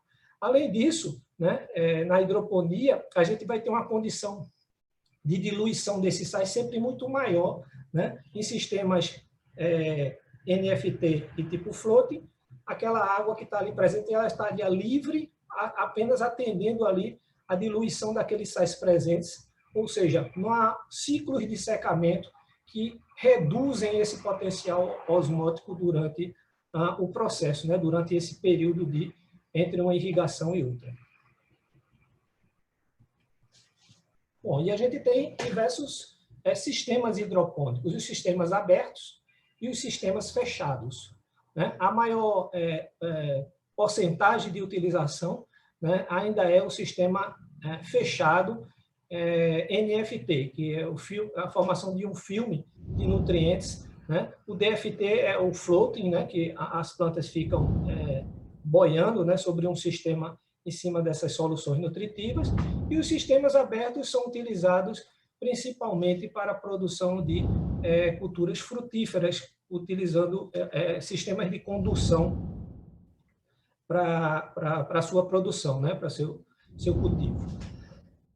Associado a esses aspectos, a gente tem aqui ainda um aspecto muito importante, né? A solução nutritiva, ela é uma composição de água e nutrientes e fertilizantes que visam adicionar ali àquela solução os nutrientes necessários para o cultivo dessas plantas, né? Então, a gente tem diversas soluções nutritivas adaptáveis a diferentes culturas, né? E com características nutricionais diferentes, com composições químicas diferentes, mas, de maneira geral, a solução nutritiva, por conter esses fertilizantes, que nada mais são do que sais, ela já gera uma determinada condutividade elétrica, né? A gente tem uma condutividade elétrica de partida, vamos dizer assim, que se aproxima, que está ali entre 1 e 2 decicímenes, né? Que já elevam o potencial, já reduzem o potencial osmótico e elevam a concentração de sais nessa água de cultivo, né?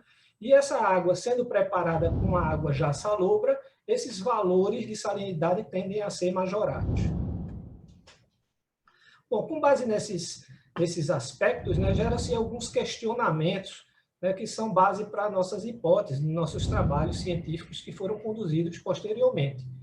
Primeiro, aquela pergunta inicial: como a cultura em sistema hidropônico irá responder à salinidade? Tem viabilidade técnica? Águas salobras com diferentes composições químicas proporcionará efeitos tóxicos ou desbalanços nutricionais? Essa é uma preocupação muito grave, né? Já que a gente tem águas ricas, principalmente em cloreto e em sódio aqui no nosso semiárido. O uso de águas salobras com concentrações específicas em determinados estágios da cultura pode mitigar efeitos indesejáveis. Eu posso usar de estratégia de aplicar a água salobra lá existente no meu poço, né, e fazer uso de um determinado período mais tolerante de uma água, por exemplo, de captação de água de chuva, né, uma água de melhor qualidade que tenha na minha propriedade, né? Posso preparar a solução nutritiva com essa água de melhor qualidade e depois ficar repondo durante o período, durante o desenvolvimento da cultura com água de maior salinidade. Manejos específicos na solução nutritiva podem proporcionar incremento na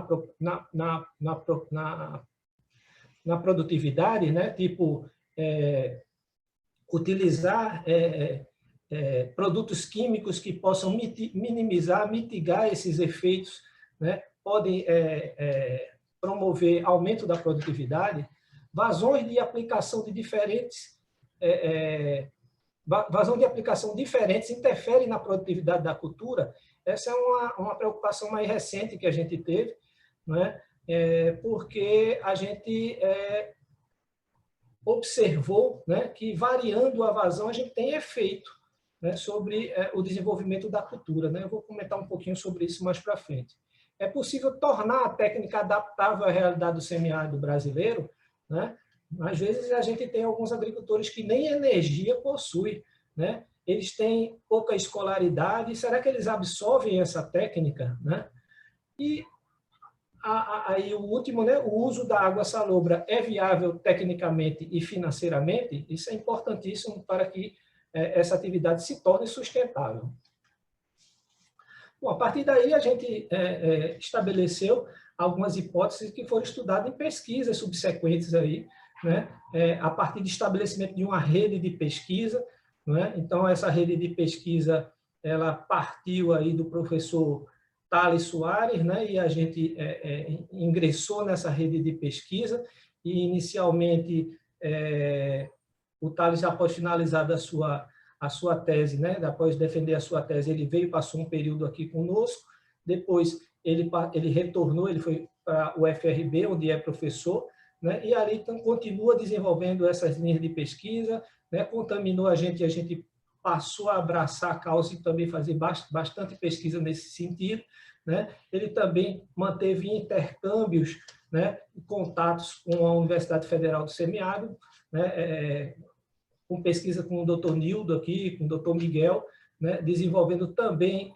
pesquisas relacionadas ao assunto, né, e montamos uma rede de pesquisa e cada um ficou responsável por tratar de algumas culturas, né, sobre padrões estabelecidos, né? Então, esses padrões eram importantes para que os nossos resultados pudessem ser comparados, né? Então, esse estabelecimento de padrões estão até mesmo a partir da formação da bancada que vai estudar essa concentração de sais, né? Então, a gente tem um padrão estabelecido em termos de metodologias para poder realizar as análises, troca de informações e resultados e intercâmbio de pesquisadores. Alguns alunos que são pós-graduandos em um programa vieram a outros e assim sucessivamente, né? Posteriormente, essa rede de pesquisa, em função desse intercâmbio de pesquisadores, né, agregou aí também a Universidade Federal de Campina Grande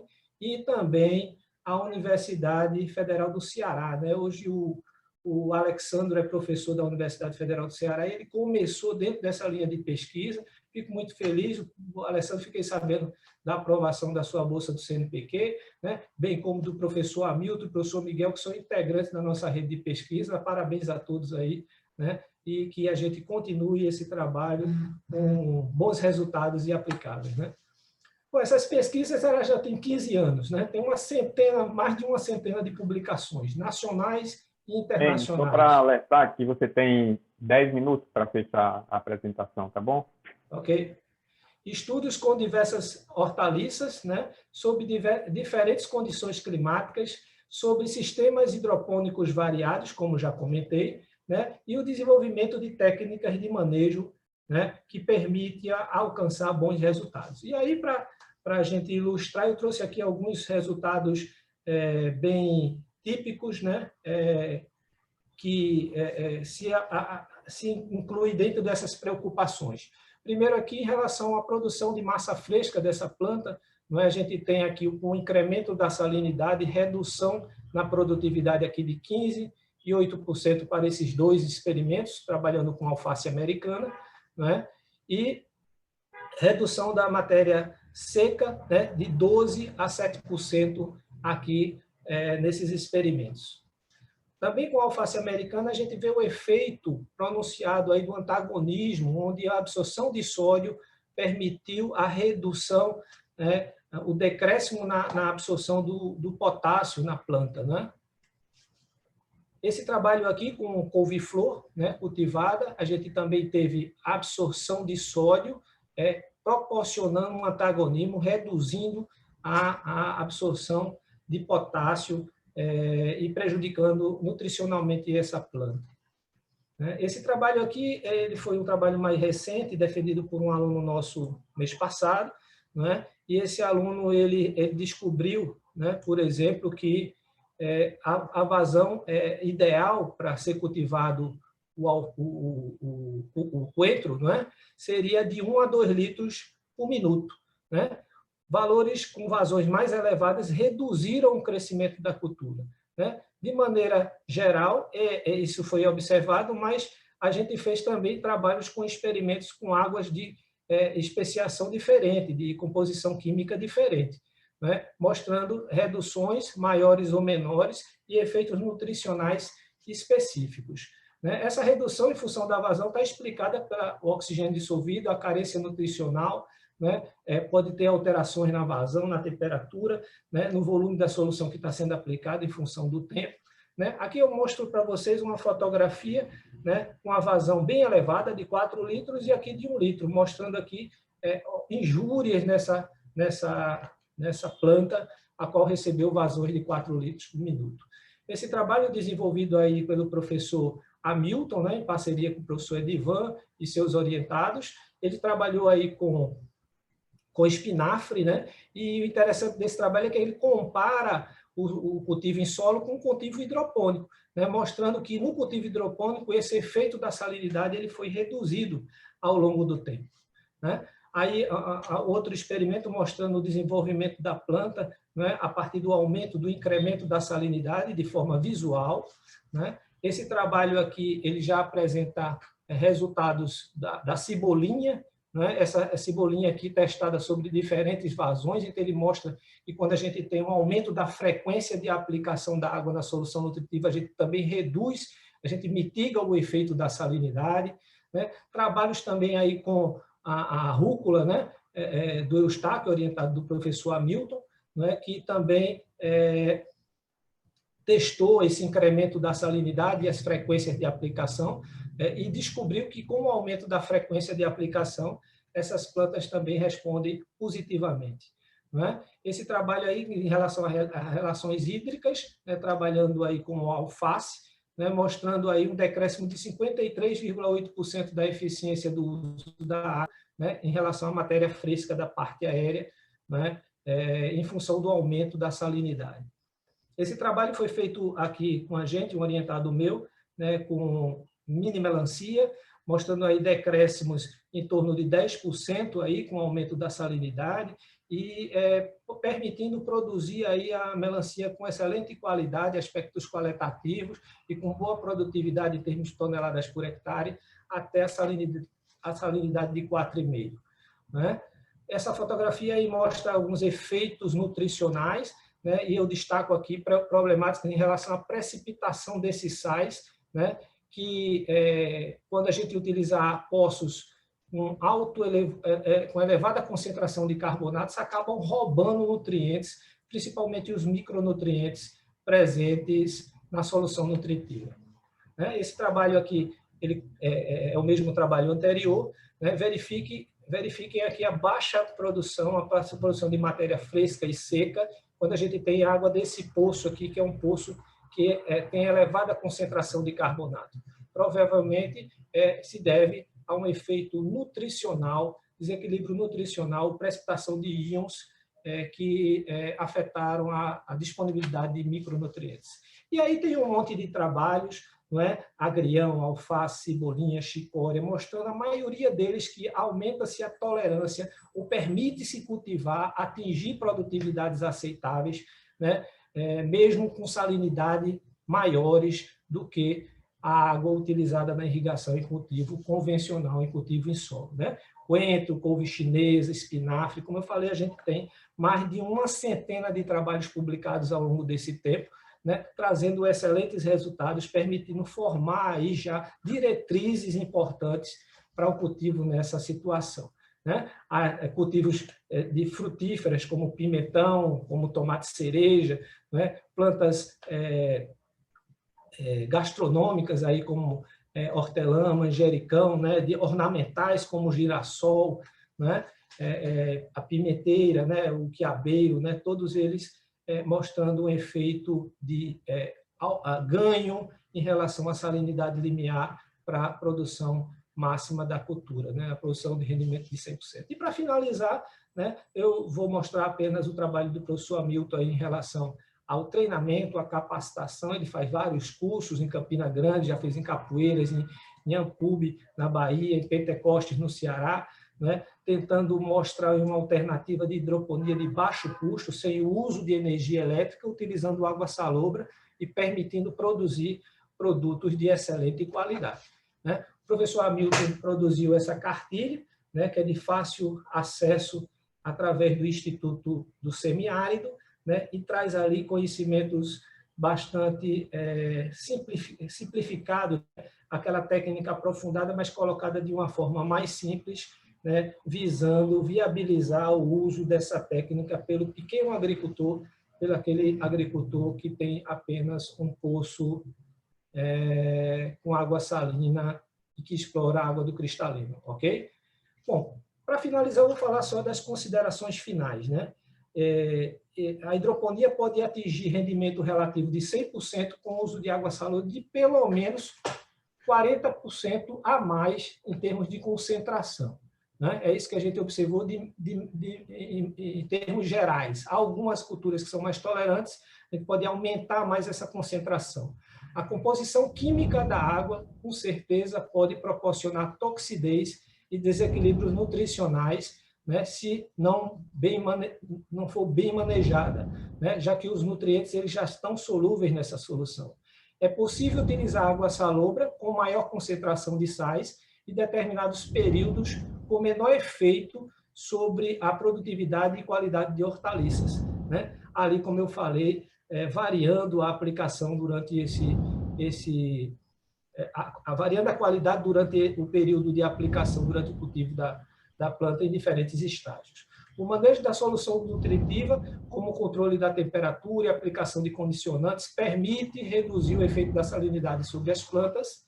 Existe uma faixa de vazão de aplicação de solução ideal para cada cultura, né? Adaptações testadas e disponibilizadas ao pequeno agricultor podem simplificar o manejo e viabilizar a atividade do semiárido brasileiro, né? Pode-se afirmar que o cultivo de hortaliças utilizando água salobra e hidroponia é viável tecnicamente. Entretanto, é necessário ainda a gente conduzir estudos para permitir que a gente afirme a viabilidade econômica, né? A gente ainda tem bastante carência dos estudos. Bom, coloco-me à disposição, era essa a mensagem que eu gostaria de passar e devolvo a palavra ao professor Nildo. Obrigado, professor. Obrigado, Enio. Você também fechou aí no tempo, né, em 30 minutos. E só lembrando que nós temos um chat aí que os participantes do simpósio podem fazer também suas perguntas pelo chat, que eu vou fazer a leitura e direcionar para os palestrantes. E aí, antes disso, de fazer essas perguntas, tá, do sessão perguntas, eu vou fazer algumas considerações acerca, né, das apresentações, tá? Mais uma impressão pessoal sobre todo o que foi debatido aqui na nossa mesa redonda. E aí eu acho que, assim, o professor Márcio ele traz uma contribuição muito importante, que é essa questão do gerenciamento, tá, dos recursos hídricos, especialmente essa questão das águas salinas, né, ou salobras subterrâneas, que é, no caso das fontes hídricas, bastante importante, essas águas subterrâneas, como foi abordado em todas as três apresentações. E eu acho que tem uma importância muito grande, porque essas águas, apesar de ser uma alternativa para a produção agrícola, tá, e da irrigação, principalmente em zonas áridas e semiáridas, o fato de estar no cristalino, em contato com os cristalinos, cerca de pelo menos 50% dessas águas, elas são salinas, necessita de um manejo adequado. Eu acho que exatamente que são essas contribuições que Claudivan e Enio traz também, né? Não apenas uma preocupação quantitativa, mas essa preocupação qualitativa. E por quê, né? Quantitativa e qualitativa. As quantitativas já foi abordado aqui, e qualitativas também, porque tudo que está na água e vai para o solo e pode se acumular e causar esses problemas que foram discutidos aqui, tá? Mas sobre a palestra de Claudivan, ele fala um pouco sobre essas estratégias, né, de uso de água. É possível usar sim, então ele coloca uma coisa bem interessante, que é mudar o conceito do agricultor quando ele cava, perfura um poço e identifica que essa água salina e é um desânimo total, e não é bem assim. Então, hoje a gente tem muitas técnicas, né, de uso, ele mostrou inclusive alguns trabalhos, e tem excelentes projetos que ele traz aí também com a agricultura familiar, e ele traz esses projetos de uma aplicação mais prática, né? O Enio também, mas em outra linha de pesquisa, vocês percebam que existem várias possibilidades, não é apenas uma prática de manejo e que ela se torna universal. Então, é importante o estudo universal a nível global da salinidade, mas trazer aquilo que Claudivan fala para uma realidade local. Então, é internalizar esse conhecimento e trazer e aplicar isso para uma realidade local. Então, é isso que também o Enio traz com esses estudos de hidroponia. Falou para mim antes, né, que tem mais de 100 trabalhos que ele pesquisou no Brasil sobre hidroponia, e aí é impossível, sim, usar essas águas salinas, desde que sejam rigorosamente manejadas. Para fechar, eu entendo que nós temos muitas pesquisas, certo? Na área de salinidade, com bons resultados, principalmente com relação à questão do uso da água salobra. Então, acho que está muito mais do que na hora, eu acho que foi consenso, né, principalmente da fala de Enio e Claudivan, porque são pesquisas mais aplicadas, e está na hora da universidade, ou dos pesquisadores, se desbordar dessa questão mais científica. Pesquisas de laboratório, estufas, elas são importantes, sim, mas a gente já tem muito conhecimento sobre a aplicação prática desse uso dessa água e de estratégias de conhecimento. Então, está na hora de desbordar dessa questão mais científica e acadêmica e a gente partir para as pesquisas mais aplicadas, que foram os exemplos que trouxe Enio também e Claudivan. E isso beneficia o quê? Os agricultores e as agricultoras, principalmente aqueles que estão em comunidades mais difusas, que dispõem apenas de água salina, né? Então, achei interessante quando Claudivan coloca, dizer assim, vamos mudar o conceito. Então, não é porque minha água é salobra e que eu vou desanimar e que o agricultor não vai poder produzir. Pode sim, e acredito que isso pode contribuir. A ONU, ela tem uma agenda, né, que é a Agenda 2030, foi lançada em 2015, e a universidade ela tem que abraçar essa agenda. Então, se eu entender, né, essas questões que vocês trazem aí com relação à água, ela se alinha perfeitamente ao ODS número 6, que é garantir o acesso à água de todos e todas. E aí, lógico, né, por tabela, aí, que esses ODS eles estão interligados, a gente também trabalharia com a questão do ODS 2, que é fome zero e agricultura sustentável. Então, isso colabora, principalmente no semiárido, a gente só consegue produzir e trabalhar a agricultura quando a gente tem água, e se é uma água alternativa, ela tem problema de salinidade, mas a universidade vai chegar com essas pesquisas. E aí, lógico, que também reduz a questão da desigualdade, o ODS número 6, e o ODS número 1 também, que seria a redução da pobreza e da extrema pobreza. Então, acho que foi muito bem colocado aí por todos vocês, e estão de parabéns aí.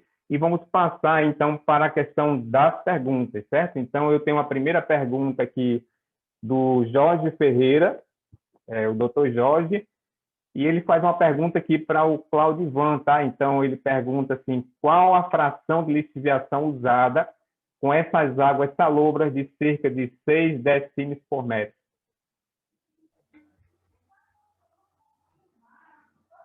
Seis decímetros, falou? Foi? Sim, sim, Seis? sim.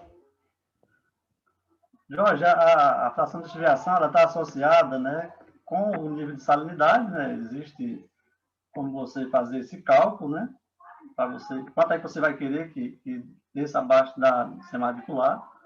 Então, essa fração de lixiviação ela aumenta com o nível de salinidade, né? Então, você pode calcular a fração de lixiviação que você vai aplicar.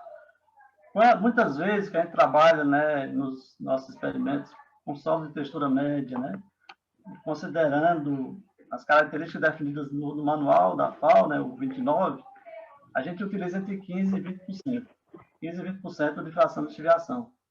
E, geralmente, é aquela classificação que é feita lá, da tolerância, lá do manual 29, né, ela é baseada no nível de fração de lixiviação de 15% e 20%. Mas nós temos inclusive, fazendo um trabalho, né, uma tese que vai ser definida na próxima semana, que ele trabalhou com essa fração de 15% e 20%, mas também com uma fração variável, né, em função da qualidade da água, né? Ou seja, você pode ter uma fração de lixiviação de 100%, se você for seguir aquela fórmulazinha que está no manual da FAO. Então, essa fração de lixiviação ela não pode ser constante. A gente considera dos 15% a 20%, né, em muitos ensaios, né, considerando essas características que eu mencionei, da característica do substrato e levando em consideração a orientação do manual 29 da FAO. Espero que eu tenha respondido aí para o Jorge. Umas perguntas difíceis, né, Nilton? Uhum. Então, obrigado, Claudivan. Eu vou passar para a próxima pergunta. Só tem um comentário aqui do Rodrigo, mas ele fala boa tarde a todos. Eu vou ler todos os comentários, se tivermos tempo. E agora, da nossa querida e amável professora Vera Antunes. Aí, beijo no coração, professora Vera. E aí a pergunta vai para Claudivan, né? Meus parabéns, tá, pela palestra. E nos seus projetos de irrigação suplementar se realiza drenagem. Ponto. Qual a condutividade dessas águas de drenagem e qual a sua opinião de realizar essa suplementação em reuso de água de drenagem? Bom, a gente não fez essa medição, né, da água de drenagem, né? Nós temos alguma experiência, na verdade, quem tem uma experiência com reuso de água de drenagem é o professor Nonato, que, na verdade, lá era no município de Pentecoste, quando se praticava uma irrigação superfície, né? E era uma água de drenagem que nem tinha tanto sal, né? Ela tinha um pouco mais de sal, mas porque era como se fosse o excesso da irrigação superficial, né? Então, um dado bem interessante que aí passou a usar essa água na irrigação localizada, né? Na irrigação, no trabalho de irrigação suplementar, que foi a tese que eu esqueci de mencionar, do Eduardo Santos Cavalcante, que ele defendeu recentemente, né, na sua tese, é o que eu mencionei, né? Nós trabalhamos numa situação de simulação em que foi feito na época da seca, então aquela demanda hídrica ela é maior do que o que se observa na época da chuva. Então, a gente pode, inclusive, trabalhar com volumes de água, com lâminas de água menores do que foi trabalhado na condição experimental, né? Mas a resposta da planta é muito parecida com os resultados que a gente vê, né? A resposta da planta é a falta de suplementação nos veranicos, né? E a resposta da planta é a suplementação com água salobre. Então, no caso do milho, né, se eu tiver uma seca severa, você fazer uma suplementação com 4,5 é um valor muito alto, né? Isso foi bem demonstrado. Aí vocês veem que no Ceará nós temos muitos poços com águas abaixo de 2,25. Né? Eu mostrei lá que a maior parte dos poços com água salobra, né, estão nessa faixa de limitação moderada, né? Mas naqueles poços que funcionam, né? Certo? Ok, Nilton? Obrigado aí pela... Liga teu microfone. Então, obrigado, Claudivan. Então, só mais um comentário aqui. O Ellison fala da Agromar, né? Fala, parabéns, professor Claudivan, fantástico. E aí tem uma pergunta, acho que o do César Costa, né? Ótima palestra, Claudivan. Pensando em transpiração vegetal, é diretamente proporcional à área foliar. O que você acha do uso de podas periódicas para uma forma de manejo de forrageiras durante períodos de déficit hídrico, né? Teoricamente, você precisa de um volume menor de suplementação para irrigação necessária para a planta com menor área foliar. Claudivan, a diversidade dos solos no Ceará e outros solos nordestinos é muito grande. A suplementação com água de baixa qualidade teria uma maior restrição em tipo particular de solo e cultura? Na verdade, são duas perguntas aí. Essa última aí é mais fácil. Tem sim, as diferenças são muito grandes entre os tipos de solos, né? Então, acho que foi mencionado antes, acho que ontem foi pelo Guerma, né? Tem situações muito específicas que tem que ser avaliadas, né? Então, você trabalhar em Mossoró, em solos arenosos, né? Aquelas águas que o pessoal trabalha lá, é uma situação mais confortável porque não vai ter, o risco de degradação do solo é baixo, né? Então, isso tem que ser considerado sim, né? O nível de salinidade, né? O que vai definir, né? A tolerância da planta e as características do solo.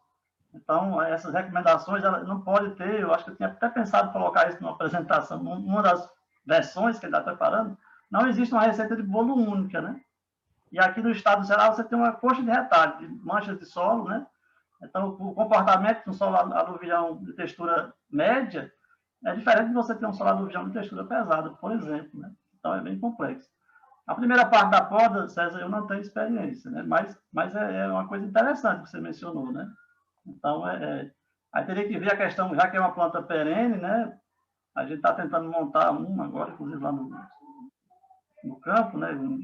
É um estudo que vai começar agora nesse sentido, mas é com cunhã, né? Cunhã é uma planta perene, mas é uma planta que também se comporta como planta anual. Mas eu não tenho experiência nesse tema que você mencionou aí. Imagino eu que deve ser uma coisa interessante, né? Aquela coisa que você mencionou ontem, o efeito da falta d'água na qualidade da planta, né? Na casa da alófita, né? Quer dizer, a alófita tolerante à seca e ao sal, mas se você falta água, ela tem uma piora na qualidade, né? É um aspecto que deve ser muito bem avaliado nessa questão da suplementação. Ok, Claudivan, nós temos mais 15 minutos e temos bastantes perguntas, mas eu vou aqui numa sequência e se não, a gente não conseguir concluir todas no tempo previsto da palestra, a gente pode deixar para um outro momento, onde o palestrante pode responder por e-mail, tá? Ou algo dessa natureza. Mas aí o Alessandro Silva só parabeniza os palestrantes e a organização pelo evento, e tem uma pergunta ainda do Jorge para o Enio, né? Qual a a limiar de salinidade em décimos por metro de uma água salobra para que se produza alface em hidroponia, sem uma baixa significância de produção, né? Bom, Jorge, eu comentei que se a gente tiver variações no clima, se eu produzir, por exemplo, dentro do semiárido brasileiro, lá na Bahia, lá em Cruz das Almas, ou produzir lá em Mossoró, a gente vai ter efeitos diferentes. Vamos dizer assim, de uma maneira geral, um número geral, uma salinidade limiar, considerando inúmeros trabalhos feitos com alface, né? Um valor adequado para a salinidade limiar da solução, da solução da água utilizada para a solução, seria uma água com até 2,5 decissímeis, tá certo? Lembrando que essa água ainda vai receber sais nutrientes, né, sais fertilizantes, podendo chegar aí em torno de 4,3 decissímeis em termos de condutividade elétrica da solução, né? Então, a gente vê claramente que a planta ela vai ter, vamos dizer assim, uma resposta mais positiva a essa salinidade empregada. Ok? Espero que tenha respondido. Obrigado, Enio. Só mais uma colocação aqui do Mardones Bezerra, né? Todas as colocações extremamente importantes, e ele deixa só uma questão que seria onde nós sem a ciência. Parabéns aos palestrantes. E eu passo aqui para um comentário, C.E. Excelentes apresentações, parabéns aos palestrantes pela abordagem científica e técnica aplicada à realidade da nossa região semiárida. E aí o Jorge, em NSC 2,5, de salinidade, água salobra, preparo, ou seja, finalizando 4,5. Acho que o N está respondendo lá no chat. E o GH, parabéns aos palestrantes, excelentes palestras, resultados sólidos e ótimos, considerações sobre o potencial de águas salobras. O Jorge Ferreira parabeniza Claudivan e os demais palestrantes pelas informações interessantes. Beatriz, excelentes palestras, palestrantes a todos os assuntos muito, muito pertinentes. E o Marlos, excelente painel, precisamos gerar uma política pública que incentive o uso de água de baixa qualidade e técnica de segurança. Muito obrigado, Enio, ótima apresentação também, bom trabalho, Nildo, pela moderação e todos os palestrantes, e acredito que seria só isso. Nós temos mais 15 minutos, se quiserem os palestrantes aproveitarem o tempo para fazer alguma consideração, a gente tem ainda 15 minutos para vocês, se acharem que deve fazer algo, né? Posso perguntar ao Márcio, fazer uma pergunta ao Márcio? Márcio, na verdade, não é muito a minha área, inclusive eu tenho assistido algumas palestras para tentar entender essa parte, né, da hidrogeologia aqui do estado do Ceará, né? E algumas coisas que eu vejo interessante nem sempre você tem relação entre o total precipitado e esses volumes de água subterrânea, né? Aí eu não sei, estaria associado, por exemplo, aqui você compara com essa região de Fortaleza, do Barreiro aqui de Fortaleza, né? Acumula muito menos água do que, aqui chove mais lá do que na região de Mossoró, que acumula bem mais água, e vazões bem maiores, né? Então, existe essa relação na hidrogeologia entre o volume precipitado numa região e depende das características do solo, como é que é isso, esse processo? Mais uma pergunta mais geral, né? O que acontece, né? A recarga aquífera, ela é um produto de várias interações físicas que a água vem sofrendo, né? Então, quando você pega o ciclo hidrológico, né, você tem de uma forma bem clara, assim, você percebe a água que precipita e o escoamento superficial. Mas na hora que a água ela infiltra no solo, várias outras componentes começam a atuar, né? Como a evapotranspiração das plantas, né? O próprio retorno da água, né? Se você tem um solo muito raso e embaixo você tem um sistema que ele é um sistema cristalino, bastante pouco fraturado, né?